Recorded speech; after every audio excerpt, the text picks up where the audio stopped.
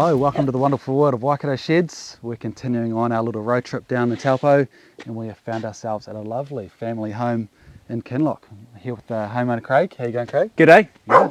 So yeah, just thought we'd come and have a look at this nice shed house. Craig, tell us about it. How big is it? Yeah, so it's a 10 by 20 metre shed built by Waikato Sheds. And it's just pretty, a stock standard basic farm shed. Yeah, cool. And the fit out was obviously, the build and the fit out was done by Wade Construction. Yeah. Taupo, wasn't it? Yeah. So we worked with Waikato Sheds and they recommended Wade Construction. And so we obviously got the shed supplied by you guys, and then Wade Construction did the whole project from there. Yeah, it's obviously a strong relationship between Waikato Sheds and Wade Construction, and this is a fine example of how it can all work. Yeah, we're very impressed with it. Yeah, nice vertical corrugate. It's just such a nice shed. Got some eaves and things like that, so to make it look a bit more housey instead of just a straight out shed. And I think when we worked with Waikato Sheds, like the brief was that rural look, but also then like a residential house that needed to be functional and like look good. Yep. So we're sort of that real balance, like looking out from the sort of the street.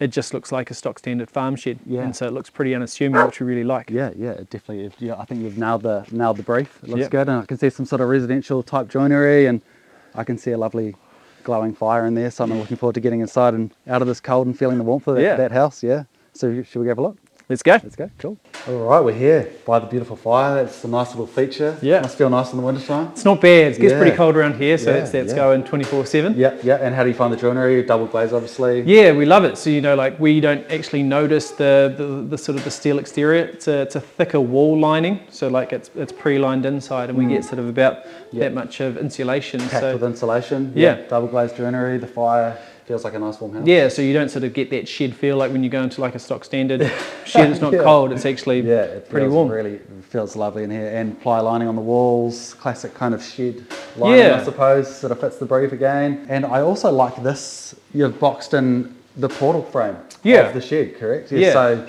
and you're telling me an interesting story before about this is kind of holding the structure up, and none of these walls are load bearing, so you've got some options for. Yeah, so we designed the house at a restaurant on a napkin, and we didn't really know what we were doing.